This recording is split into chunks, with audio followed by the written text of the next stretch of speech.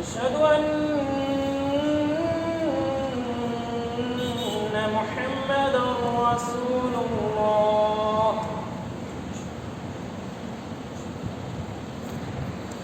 حي على الصلاة.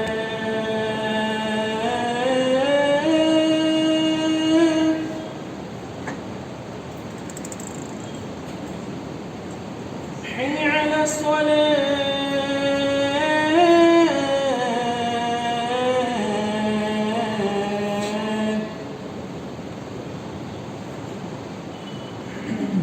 حي على الفلاح.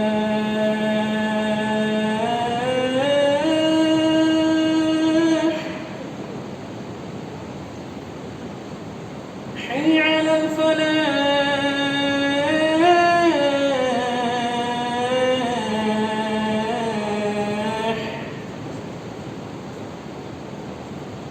الله أكبر الله أكبر. لا إله إلا الله.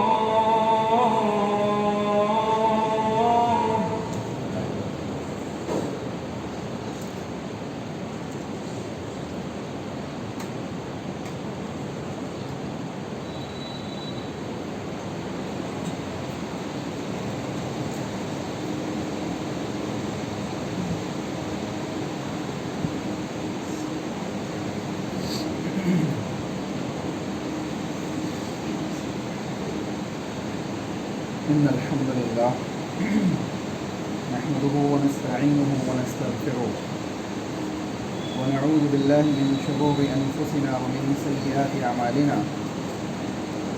من يهده الله فلا مضل له ومن يضلل فلا هادي له. وأشهد أن لا إله إلا الله وحده لا شريك له وأشهد أن محمدا عبده ورسوله. أما بعد، فإن خير الحديث كتاب الله وخير الهدي هدي محمد صلى الله عليه وسلم وشر الأمور محدثاتها وكل محدثة بدعة وكل بدعة ضلالة وكل ضلالة في النار.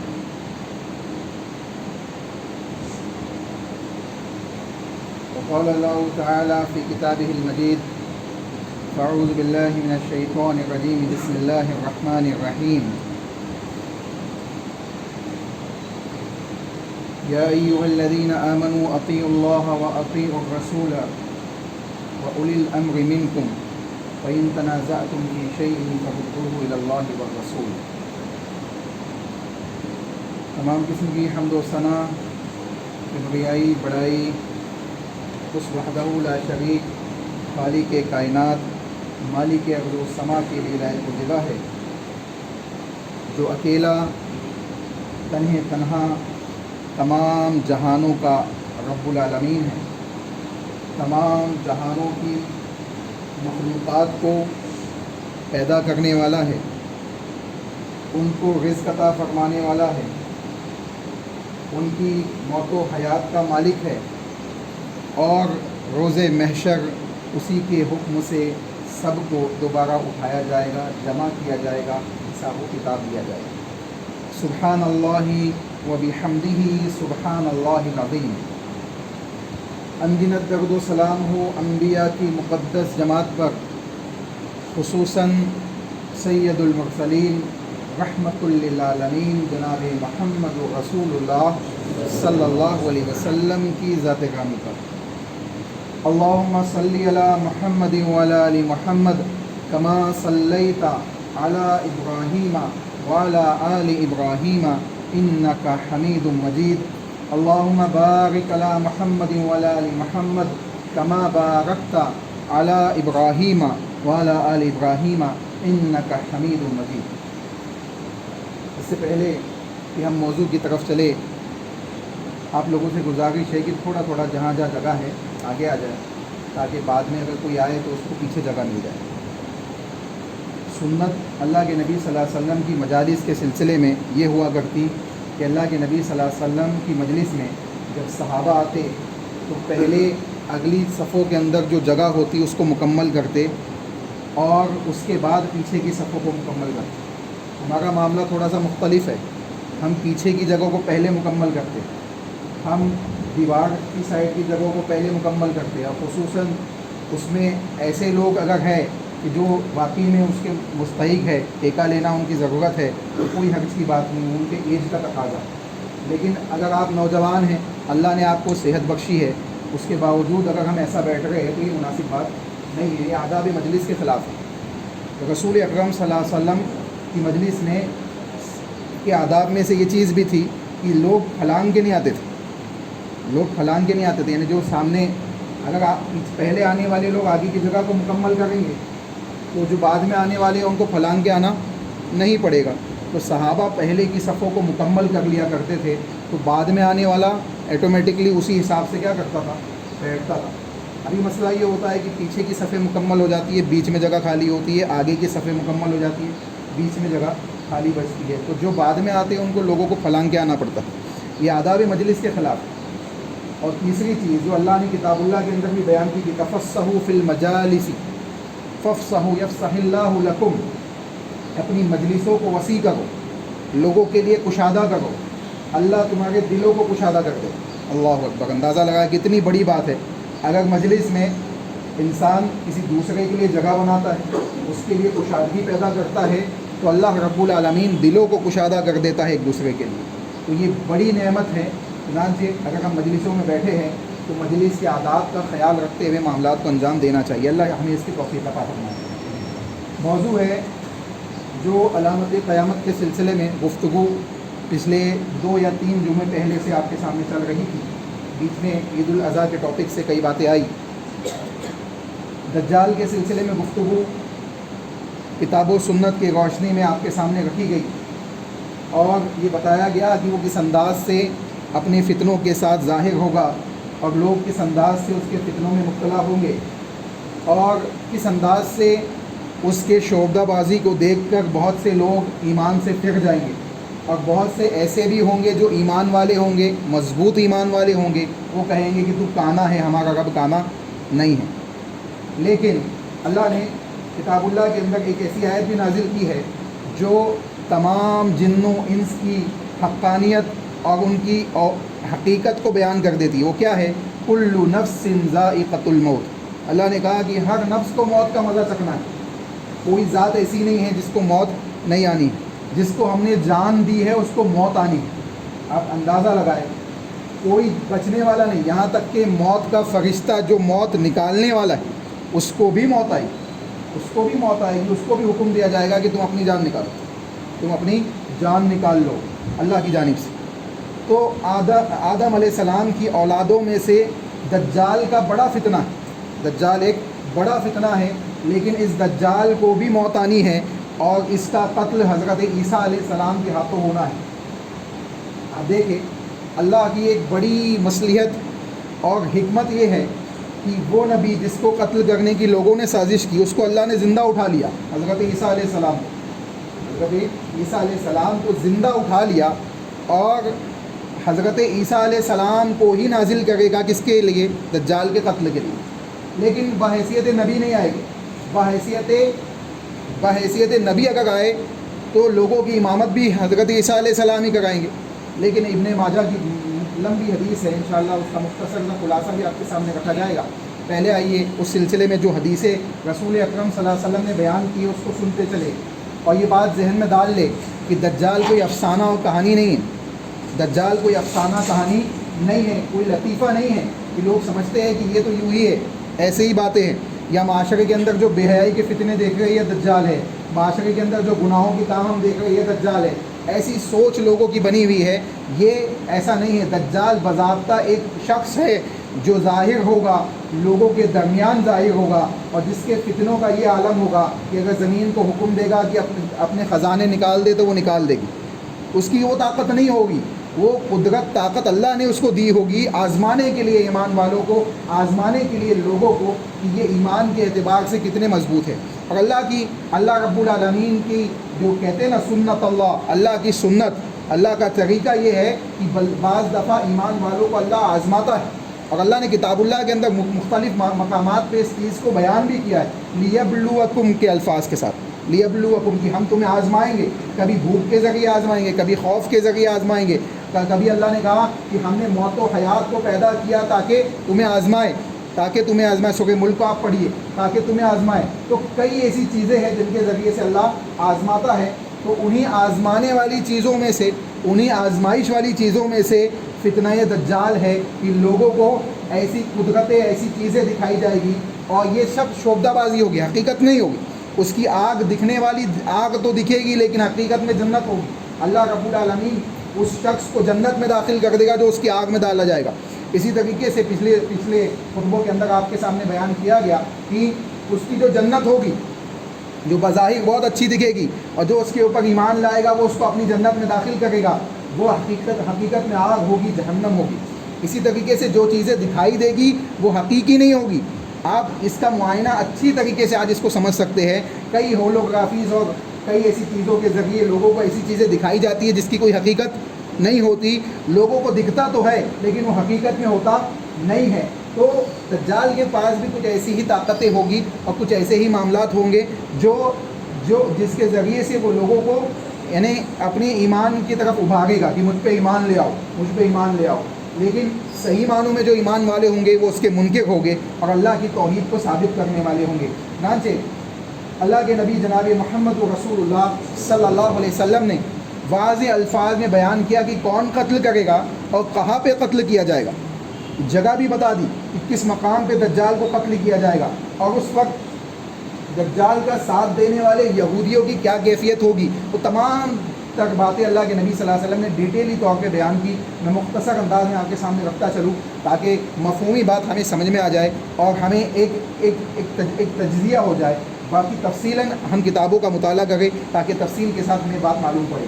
عبد الرحمن صخر الدوسی رضی اللہ تعالیٰ عنہ بیان فرماتے ہیں کہ رسول اکرم صلی اللہ علیہ وسلم نے بیان کیا، یأتی المسیح ابن مریم من قبل المشرق حمت المدینۃ، مسیح دجال جو ہے مدینہ کی جانب بڑھے گا، مدینہ میں داخل ہونے کی کوشش کرے گا، مشرقی جانب سے مدینہ کے اندر داخل ہونے کی کوشش کرے گا، حتی ینزل دبر احد، یہاں تک کہ وہ مدینہ میں داخل نہیں ہو پائے گا، فرشتے اس کے حائل ہو جائیں، راستے میں فرشتے کھڑے ہو جائیں۔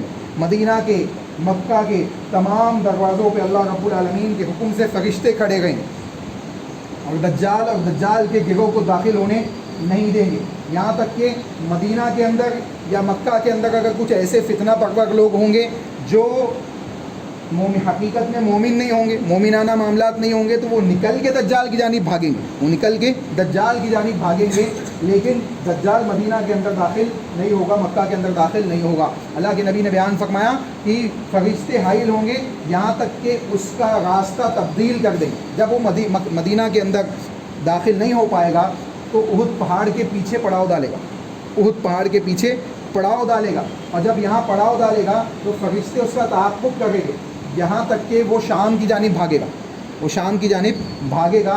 اور اللہ کے نبی صلی اللہ علیہ وسلم نے ارشاد فرمایا وَوَجْهَهُ قِبْلَ الشَّامِ وَهُنَالِكَ يَهْلِكُ، اور وہی اس کی ہلاکت ہوگی، وہی اس کو قتل کیا جائے گا، یعنی ملک شام میں اس کا قتل ہوگا۔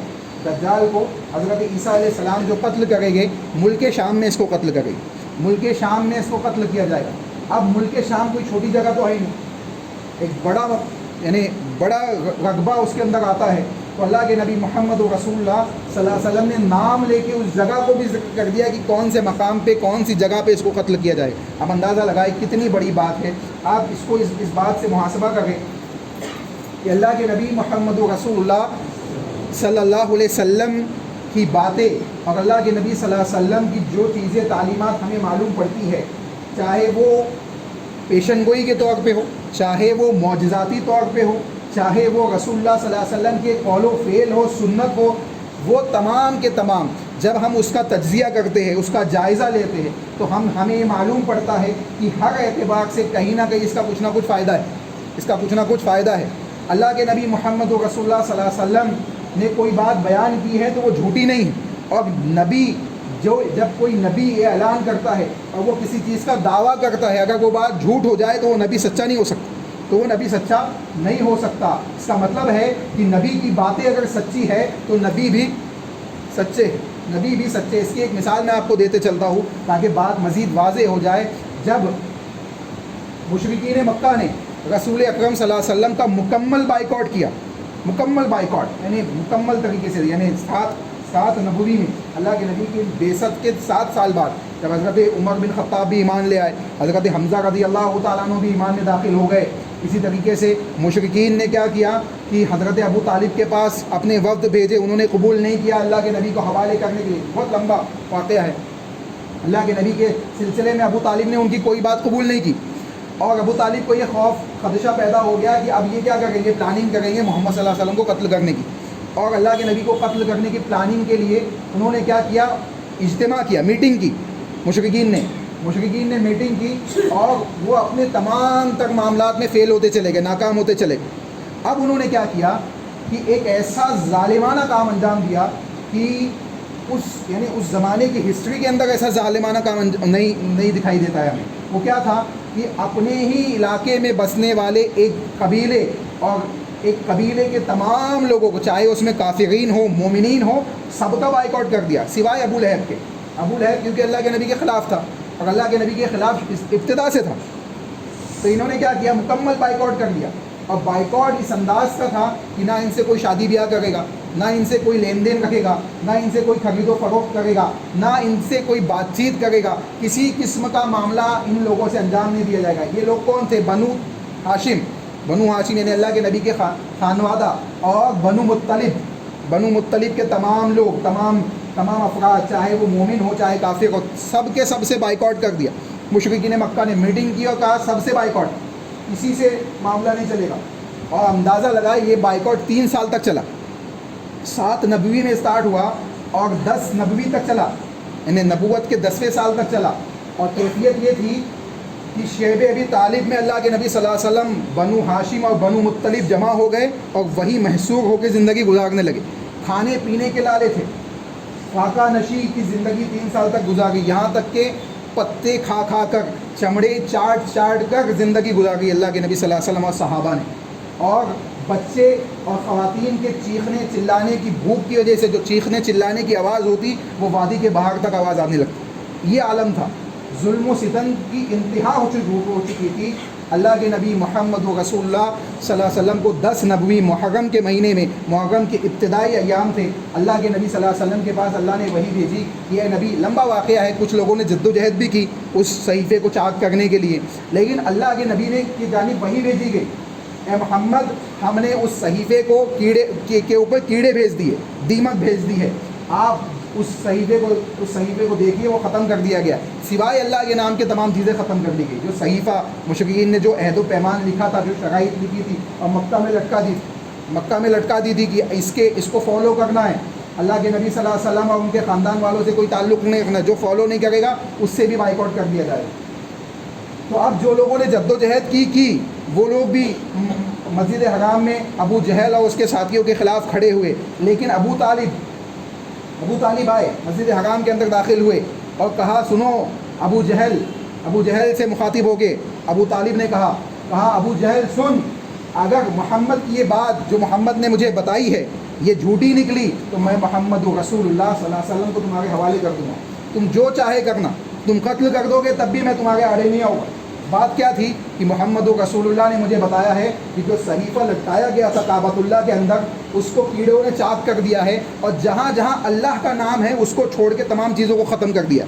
یعنی ایک نوٹس ہوتا ہے نا, نوٹس, وہ نوٹس لٹکایا گیا. اس نوٹس کے اندر جہاں جہاں اللہ کا نام تھا اس کو کیڑوں نے نہیں کھایا. اس کے علاوہ جتنی باتیں لکھی تھی وہ سب کھا کے صاف کر دی. یہ بات ابو جہل کو بڑی اچھی لگی, کہا یہ تو بڑی انصاف کی بات ہے, یہ بڑے انصاف کی بات ہے. اگر ایسا ہے تو ہم بائیکاٹ ختم کر دیں گے. جبکہ ہونا تو یہ چاہیے تھا, اس نے یہ کہنا چاہیے تھا کہ اگر ایسا ہے تو ہم ایمان لے آئیں گے, کیونکہ نبی ہے, سچا نبی ہے, اور یہ دعویٰ کر رہا ہے. یہ بات کعبۃ اللہ کے اندر جا کے کسی نے دیکھی نہیں ہے, یہ بات اللہ ہی نے بتائی ہے. اس کا مطلب اللہ کے نبی نے دعویٰ کیا. ابو طالب پہنچے ابو جہل کے پاس, اور جب لوگوں نے اس काबतुल्लाह को खोला और देखा सहीफ़े को तो सहीफ़ा मुकम्मल तरीके से साफ़ हो चुका था, सिवाय बिस्मिकल्लाहुम्मा यानी अल्लाह के नाम के अलावा बकिया तमाम चीज़ें उस सहीफ़े से दीमकों ने खा ली थी और सहीफ़ा ख़त्म कर दिया गया था। तो मुशरिकीन ने बाइकआउट तो ख़त्म कर दिया लेकिन ईमान नहीं लाए, कहने लगे ये तो बड़ा जादूगर है, ये तो बड़ा जादूगर है। तो ये कैफियत होती है हर ज़माने के मुशरिकीन की। लेकिन यहाँ बताने का मकसद ये है कि अल्लाह के नबी मोहम्मद रसूलुल्लाह सल्लल्लाहु अलैहि वसल्लम अगर कोई बात बयान करे और वो बात ऑथेंटिक सोर्स से साबित हो जाए तो उस बात का मुनकिर होना, उस बात से इनकार करना किसी ईमान वाले को ज़ेबा नहीं देता, किसी ईमान वाले को ज़ेबा नहीं देता। उसको चाहिए कि वो उसको मिन व अन तस्लीम कर ले और उसके मुताबिक अपने मामलात को अंजाम दे। तो दज्जाल के सिलसिले में अगर अल्लाह के नबी ने कहा कि वो आएगा और कोई कहता है कि वो अफसाना है, वो फसाना है, वो लतीफ़ा है, तो हम कहते हैं कि वो मुनकिर हदीस है, वो हदीस को मानने वाला नहीं है। अल्लाह के नबी मोहम्मद रसूलुल्लाह ने वजाहत कर दी है कि वो आएगा और उसका फितना ज़ाहिर होगा, उसके फितने के अंदर लोग मुब्तला भी होंगे और बाद ऐसे लोग भी होंगे जो उसके इनकार करेंगे और अल्लाह रब्बुल आलमीन की तौहीद को साबित करेंगे। आइए उस मकाम के सिलसिले में भी आपके सामने बात रखता चलूँ। अल्लाह के नबी मोहम्मद रसूलुल्लाह सल्लल्लाहु अलैहि वसल्लम ने इरशाद फरमाया, मजमा बिन जारिया रज़ी अल्लाहु ताला अन्हु हदीस के रावी है, कहते हैं कि अन्ना नबी सल्लल्लाहु अलैहि वसल्लम क़ाल यक़्तुलु इब्न मरियम अद-दज्जाल बिबाब लुद्दिन। अल्लाह के नबी ने बयान फरमाया, जामे तिर्मिज़ी की हदीस है, अल्लाह के नबी मोहम्मद रसूलुल्लाह सल्लल्लाहु अलैहि वसल्लम ने इरशाद फरमाया कि दज्जाल को इब्ने मरियम यानी ईसा अलैहिस्सलाम कत्ल करेंगे बाबे लुद के ऊपर, लुद नामी मकाम पे कत्ल किया जाए। अब देखिए पहले शाम कहा गया था हदीस में, शाम क्या है, एक मुल्क है, एक पूरा रकबा है, एक बड़ा। अब लुद क्या है, लुद एक जगह का नाम है, उसके अंदर एक जगह का नाम है। जैसे इंडिया है, इंडिया में महाराष्ट्र है, महाराष्ट्र में हम नागपुर में बैठे हुए, तो अगर नागपुर कहा जाए तो डायरेक्ट लोकेशन आपकी मालूम पड़ जाएगी। लेकिन अगर इंडिया कहा जाए तो इंडिया में कौन सी जगह है, इंडिया कोई छोटा मोटा तो नहीं है। तो वैसे ही शाम में कौन सी जगह है हमें मालूम नहीं था, लेकिन अल्लाह के नबी ने वाज़ेह कर दिया कि मकाम लुद पे कत्ल किया जाएगा। अब आइए देखते लुद का है, मकाम लुद बाबे लुद कहाँ है। जब इसका आप मुहासबा करेंगे, जायज़ा लेंगे तो आपको मालूम पड़ेगा कि फ़िलिस्तीन और इज़राइल की बॉर्डर पे, फ़िलिस्तीन के हिस्से में मकाम लुद आता है।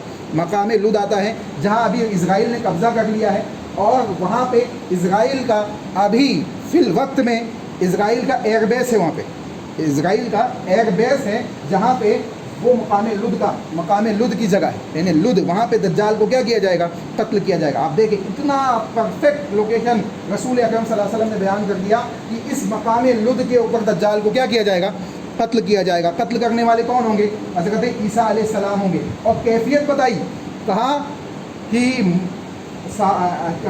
कि इमाम मेहंदी और मुसलमान इमामत के लिए जमा होंगे, किसी नमाज को पढ़ने के लिए जमा होंगे, और इमाम मेहंदी की नज़र जाएगी कि हज़रत ईसा अलैहिस्सलाम 2 फरिश्तों के कांधों पे हथेली रख के नाजिल हो गए आसमान से ऐसे नाजिल होते हुए दिखाई देंगे लोगों। और यहाँ तक के बयान किया, इब्ने माजा की जो लंबी हदीस है, अल्लाह के नबी ने बयान किया कि नाजिल होंगे और उनको नाजिल होते हुए लोग देखेंगे, यहाँ तक के बालों से पानी टपकता होगा, ऐसा महसूस होता होगा कि अभी अभी गुस्ल करके आए, अभी गुस्ल लेके नीचे आए हैं ज़मीन पे। और जब ज़मीन पे आएंगे तो इमाम मेहंदी पीछे हटने लगेंगे, कहेंगे कि आप इमामत कराइए, नबी है इमाम मेहंदी, एक उम्मती है, कहेंगे कि आप नमाज पढ़ाइए। आप देखें, अगर जिस कौम का नबी होता है वही इमामत कराता है, लेकिन ईसा अलैहिस्सलाम उम्मत मोहम्मदिया के नबी नहीं है। हम उन पे ईमान रखते हैं कि वो सच्चे नबी है, लेकिन उम्मत मोहम्मदिया के नबी कौन है, जनाब मोहम्मद रसूलुल्लाह सल्लल्लाहु अलैहि वसल्लम। और ये उम्मत मोहम्मदिया के उम्मती को अल्लाह एजाज़ अता करेगा कि एक नबी उनके पीछे नमाज़ पढ़ेगा।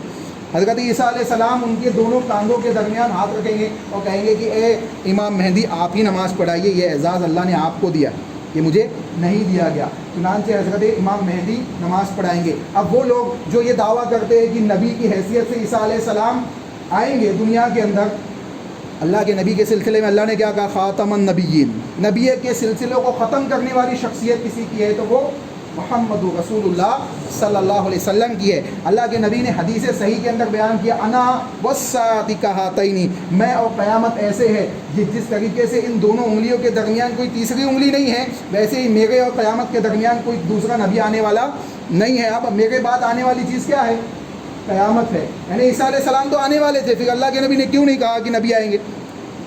عیسیٰ علیہ السلام بحیثیت نبی نہیں آئیں گے, بحیثیت نبی نہیں آئیں گے, بحیثیت امتی نازل کیے جائیں گے. اور اسی کیفیت کے ساتھ یعنی اللہ کے نبی محمد رسول اللہ صلی اللہ علیہ وسلم کی شریعت کے اوپر عمل کریں گے, اور جتنے عیسائی ان کو دیکھیں گے وہ بھی ایمان کی طرف داخل ہوتے چلے جائیں گے, سوائے یہودیوں کے, سوائے یہودیوں کے. اور یہ یہودیوں کے 70,000 کی تعداد کے لوگ ہوں گے جو مسیح دجال کے ساتھ ہوں گے, اور جن سے عیسیٰ علیہ السلام, امام مہدی اور مومنین کی جماعت قتال کرے گی, اور دجال کو اسی کے ضمن میں قتل کیا جائے گا. یہاں تک کہ اللہ کے نبی محمد رسول اللہ صلی اللہ علیہ وسلم نے بیان کیا کہ عیسیٰ علیہ السلام کی سانس, جب وہ سانس لیں گے تو اس میں سے ایک مہک نکلے گی, خوشبو نکلے گی, جو مومنین کو تو فائدہ پہنچائے گی, لیکن جو کافر ہوں گے, جو ایمان کے منکرین ہوں گے, ان کو وہ نقصان پہنچائے گی, یہاں تک کہ وہ فوت ہو جائیں گے.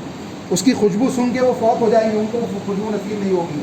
یعنی حد نظر تک کوئی کافر نظر نہیں آئے گا. اب جب یہ قتل کرنے نکلیں گے مسیح دجال کو, تو دجال جب عیسیٰ علیہ السلام کو دیکھے گا, ابن ماجہ کی اس لمبی حدیث کے مطابق اللہ کے نبی نے بیان فرمایا کہ جب دجال عیسیٰ علیہ السلام کو دیکھے گا تو وہ پگھلنے لگے گا, جیسے پانی میں نمک ڈال دیا جائے, نمک کا ڈلہ آپ پانی میں ڈال دیں تو پانی کا جو نمک ہوتا ہے وہ کیسے پگھلتا ہے. اللہ کے نبی نے وہ کیفیت بتائی کہ جیسے پانی میں نمک ڈالنے کے بعد نمک پگھلنے لگتا ہے, اس کے ذرات الگ ہوتے ہوتے تم دیکھتے ہو, تو دجال مسیح عیسیٰ علیہ السلام کو جب دیکھے گا تو وہ بھی پگھلنے لگے گا, اس کی کیفیت بھی ایسی ہونے لگے گی, اور وہ بھاگ نکلے گا, وہاں سے بھاگے گا, یہاں تک کہ حضرت عیسیٰ علیہ السلام اس کا تعاقب کریں گے, اور مقام لد پہ جا کے وہ مکمل طریقے سے جب پگھلنے لگے گا, لیکن اس کے باوجود اس کو قتل کریں گے, اور نیزے میں یا تلوار میں اس کے خون کو لوگوں کو دکھائیں گے کہ دیکھو مسیح دجال کو قتل کر دیا گیا ہے. اب اس کے بعد وہ قوم جو مسیح دجال کے ساتھ تھی اور دنیا کے اندر فتنہ پھیلانے میں تمام تک اس کا ساتھ دینے میں آگے تھی, یہودیوں کی قوم, ان کی طرف تعاقب کیا جائے گا. ان کا تعاقب کرتے ہوئے حضرت عیسیٰ علیہ السلام, امام مہدی اور ان کے ساتھی ان کا تعاقب کریں گے, یہاں تک کہ اللہ رب العالمین زمین کی تمام تر چیزوں کو زبان عطا کر دے گا. دیوار بولنے لگے گی, درخت بولنے لگیں گے, تمام تر چیزیں بولنے لگے گی کہ ہمارے پیچھے یہودی چھپا ہے, ہمارے پیچھے یہودی چھپا ہے, ہمارے پیچھے یہودی چھپا ہے. اللہ کے نبی نے واضح الفاظ میں بیان کیا کہ سب چیزوں کو اللہ زبان دے دے گا, جہاں جہاں یہودی چھپیں گے ان کے سلسلے میں یہ چیزیں بیان کرے گی کہ ہمارے پیچھے یہودی چھپا ہے, آؤ مسلمانوں اسے قتل کرو. اللہ اکبر. کیوں؟ کیونکہ اس نے دنیا میں فتنے پھیلائے ہیں, اس نے دنیا کو تباہ کیا ہے, اس نے دنیا کو بے حیائیوں کی طرف بڑھایا ہے. تمام چیزیں بولنے لگے گی سوائے ایک درخت کے. ایک درخت بچے گا جس کو ہم گرگت کے درخت کے نام سے جانتے ہیں, اور یہودی اس کی پوجا بھی کرتے ہیں. کئی اس کی شاخیں ہوتی ہے, اس کی جو ٹہنیاں ہوتی ہیں اس میں سے بھی شاخیں نکلتی ہے, اور وہ زمین میں جا کے نصب ہو جاتی ہے, اور اس کی عبادت کرتے ہوئے یہودی وہ درخت نہیں بتائے گا. اب مسلمانوں کے لیے ایزی یہ ہو جائے گا کہ وہ اس کو کہیں نہیں ڈھونڈیں گے, صرف اس درخت کے آس پاس ڈھونڈیں گے, اس درخت میں ڈھونڈیں گے, اور اس درخت کو کاٹیں گے تو پتہ چلے گا کہ اس کے اندر سے, اس کے پیچھے سے, اس کے دائیں سے, اس کے بائیں سے یہودی نکل گئے. اس کے دائیں بائیں سے کیا ہو گئے؟ یہودی نکلے ہیں, وہاں چھپیں گے یہودی جا کے. تو اللہ کے نبی نے واضح کر دیا کہ یہودیوں کے سلسلے میں کہ تمام تک چیزیں ان کے خلاف گواہی دینے لگے گی, یہاں تک کہ مسلمان ان تمام فتنوں سے کیا کریں گے؟ دنیا کو آزاد کرائیں گے, اور دنیا کے اندر پھر سے اسی طریقے سے امن و شانتی قائم ہوتی چلی جائے گی. چنانچہ یہ بات واضح ہوئی کہ دجال قتل کیا جائے گا ملک شام میں, مقام لد پر, جہاں آج اسرائیل کا ایک بیس ہے, وہاں پہ قتل کیا جائے گا. اسی طریقے سے اللہ کے نبی محمد رسول اللہ صلی اللہ علیہ وسلم نے ایک اور چیز جو بیان کی, وہ حدیث سن لے, اس کے بعد بات ختم کرتے ہیں. مسند احمد کی حدیث ہے, اللہ کے نبی نے بیان کیا, لا تقل لبنی تمیم الا خیر, اے لوگوں بنو تمیم کے سلسلے میں اچھی بات ہی کہا کرو. بنو تمیم ایک قبیلہ ہے, حضرت تمیم داری رضی اللہ تعالیٰ عنہ کا قبیلہ, حضرت تمیم داری رضی اللہ تعالیٰ. یہ تمیم داری کون ہے؟ جن کے سلسلے میں حدیث آپ کے سامنے پچھلے درس میں خطبے میں بیان کی گئی تھی کہ حضرت تمیم داری نے دجال کو دیکھا اپنی آنکھوں سے, پہاڑی میں, گفا میں قید ہے, اور انہوں نے پوری ڈیٹیل آ کے اللہ کے نبی کو بتائی, اور اللہ کے نبی کے اوپر ایمان لے آئے. رسول اللہ صلی اللہ علیہ وسلم نے ان کی باتوں کی تصدیق کی, اللہ کے نبی نے تصدیق کی, لوگوں کو خطبہ دیا. چنانچہ اللہ کے نبی نے تمیم بنی تمیم کے سلسلے میں بیان کیا، لا تقل لبنی تمیم الا بخیر، بنی تمیم کے سلسلے میں بھلائی کی بات ہی کہنا، کوئی برائی بات اپنی زبان سے نہ نکالنا۔ کیوں؟ فَإِنَّهُمْ أَقْبَلُ النَّاسُ رِمَاحًا عَلَى الدَّجَّالِ، دجال اور دجال کے ساتھیوں کے اوپر سب سے زیادہ سخت ترین لوگ جو ہوں گے بنو تمیم کے لوگ ہیں، بنو تمیم کے لوگ ہوں گے جو سب سے زیادہ سخت ترین ہوں گے، یعنی سب سے زیادہ دجال اور دجال کے ساتھیوں کو نقصان پہنچانے والے لوگ کوئی ہوں گے تو بنو تمیم کے لوگ ہوں گے۔ یہ رسول اللہ صلی اللہ علیہ وسلم نے بنو تمیم کی فضیلت کو بیان کر دیا کہ ان کے سلسلے میں بھلائی کہنا، تمام صحابہ کے سلسلے میں اچھے ہی بات کہنا ہے آپ کو، ہمیں ان کے سلسلے میں اچھا ہی عقیدہ، اچھے ہی معاملات اپنے دل میں رکھنا ہے، لیکن بنو تمیم کے لیے اگر خصوصی کوئی بات کہی جا رہی ہے اس کا مطلب ہے کہ ان کی الگ سے فضیلت بیان کی جا رہی ہے، ان کی الگ سے فضیلت بیان کی جا رہی ہے۔ تو یہ باتیں اس بات کے اوپر دلالت کرتی ہیں کہ اس طریقے سے اللہ کے نبی محمد رسول اللہ صلی اللہ علیہ وسلم نے واضح کر دیا کہ دجال کے فتنے کو ختم کیا جائے گا۔ اب اگر اس کے بعد بھی ہمارے اور آپ کے درمیان کوئی ایسی ذہنیت باقی ہے یا کوئی ایسی سوچ باقی ہے، ایسا عقیدہ باقی ہے کہ دجال افسانہ ہے، کہانی ہے، تو ہمیں کتاب اللہ کی وہ آیت ذہن میں رکھنی چاہیے جو خطبہ مسنونہ کے وقت آپ کے سامنے پڑھی گئی تھی، یا ایھا الذین آمنوا اطیعوا اللہ واطیعوا الرسول واولی الامر منکم فان تنازعتم فی شیء فردوہ الی اللہ والرسول۔ اگر لوگوں اللہ اس کے رسول کی اطاعت کرو، اولی الامر کی اطاعت کرو، لیکن اگر اختلاف ہو جائے تو اپنے معاملے کو اللہ اس کے رسول کی طرف لوٹا دو۔ اللہ اس کے رسول نے، اللہ کے نبی صلی اللہ علیہ وسلم نے اگر یہ بات بیان کی ہے تو اللہ نے بھی بیان کی ہے، کیونکہ اللہ کے نبی اللہ کے حکم کے بغیر کوئی بات بیان نہیں کرتے۔ اللہ کے نبی نے اگر بیان کی، لوگ کہتے ہیں دجال کا ذکر قرآن میں کیوں نہیں ہے، قرآن میں دجال کا ذکر کیوں نہیں ہے، تو ہم یہ کہتے ہیں کہ دجال کا ذکر اگر قرآن میں نہیں ہے تو کیا ہم نہیں مانیں گے؟ رسول اللہ صلی اللہ علیہ وسلم کی اطاعت کا حکم قرآن کے اندر نہیں ہے، اللہ کے نبی کی باتوں کو من وان تسلیم کرنے کا حکم کتاب اللہ کے اندر نہیں ہے، اللہ کے نبی محمد رسول اللہ کے سلسلے میں کتاب اللہ نے یہ بات نہیں بیان کی کہ جو کچھ نبی کہے دے دے اس کو لے لو، جس چیز سے منع کر دو اس سے رک جاؤ۔ کیا اللہ کے نبی صلی اللہ علیہ وسلم نے یہ چیزیں ہمیں نہیں بتائی کہ اللہ کے نبی کے حکم، اللہ کے نبی کے سنت، اللہ کے نبی کے قول و فعل کے اندر یہ باتیں داخل نہیں ہیں؟ اگر کتاب اللہ کا یہ حکم ہے کہ اللہ کے نبی کی اطاعت کی جائے، کتاب اللہ کا یہ حکم ہے کہ جس نے رسول کی اطاعت کی اس نے اللہ کی اطاعت کی، کتاب اللہ کا یہ حکم ہے کہ جس نے جو کامیابی چاہتا ہے وہ اللہ اس کے رسول کی اطاعت کرے، تو جب اللہ نے کتاب اللہ کے اندر اتنے واضح الفاظ میں نبی کے سلسلے میں بات کہہ دی اور اللہ نے یہ بھی کہہ دیا کہ نبی وحی کے علاوہ کوئی بات نہیں کہتے، وَالنَّجْمِ إِذَا هَوَىٰ مَا ضَلَّ صَاحِبُكُمْ وَمَا غَوَىٰ وَمَا يَنطِقُ عَنِ الْهَوَىٰ، کہ نبی جو کہتے ہیں وہ وحی ہوتی ہے، وہ وحی ہوتی ہے۔ تو جب نبی نے کہہ دیا تو مطلب یہ ہے کہ بات اللہ کی جانب سے، بات اللہ کی جانب سے ہے، نبی کی جانب سے نہیں ہے۔ اگرچہ کتاب اللہ کے اندر نہیں ہے تو وہ بات، اس کا مطلب یہ نہیں ہوتی کہ کتاب اللہ کے اندر نہیں ہے تو میں نہیں مانوں گا۔ کتاب اللہ کے اندر جو باتیں ہیں وہ اللہ کے نبی محمد رسول اللہ صلی اللہ علیہ وسلم کے اوپر وحی مطلوع کی شکل ہے، اور جو احادیث صحیحہ کے اندر موجود ہے وہ وحی غیر مطلوع کی شکل ہے، یعنی ایک مطلوع ہے وحی جس کی ہم تلاوت بھی کرتے پڑھتے بھی ہے، اور ایک غیر مطلوع ہے جس کی ہم تلاوت تو نہیں کرتے لیکن اس کے مطابق زندگی گزارنے کی کوشش کرتے، اپنی زندگیوں کی اصلاح کرنے کی کوشش کرتے۔ بات لمبی ہوتی چلی جا رہی ہے، اللہ سے دعا ہے کہ اللہ میں صحیح معنوں میں ان باتوں کو سمجھنے کی توفیق عطا فرمائے، اللہ اس کے رسول کی اطاعت کے ساتھ اپنی زندگیوں کی اصلاح کرنے کی توفیق عطا فرمائے۔ دجال کے فتنے سے بچنے کے لیے جو نسخے، جو طریقے، جو پیترے رسول اللہ صلی اللہ علیہ وسلم نے ہمیں سکھائے ہیں، جن اعمال کو انجام دینے کے لیے اللہ کے نبی نے ہمیں حکم دیا ہے، ان اعمال کو اپنی زندگی کا لاہ عمل بنانے کی توفیق عطا فرمائے۔ سورۃ الکہف کی ہر جمعہ تلاوت کرنے کی توفیق عطا فرمائے۔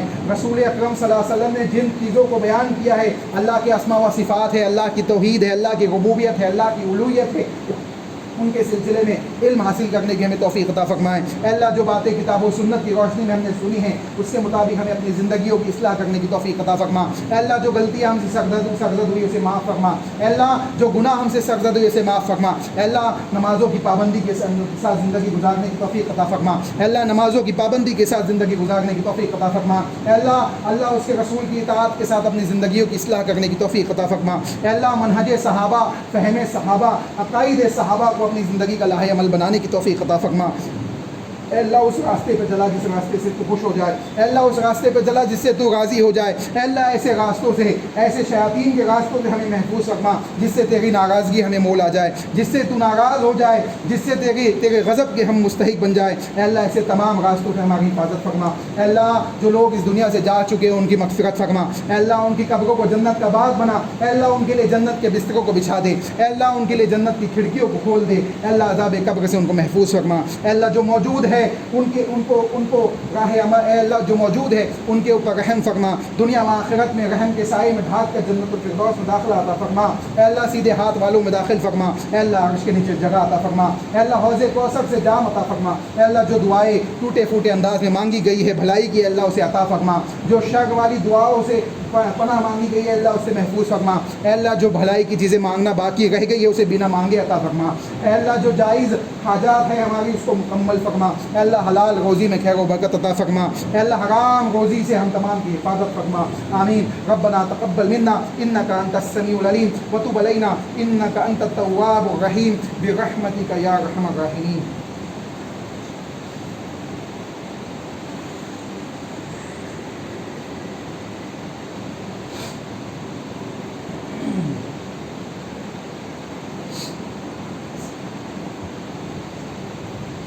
إن الحمد لله نحمده ونستعينه ونستغفره ونعوذ بالله من شرور أنفسنا ومن سيئات أعمالنا، من يهده الله فلا مضل له ومن يضلل فلا هادي له۔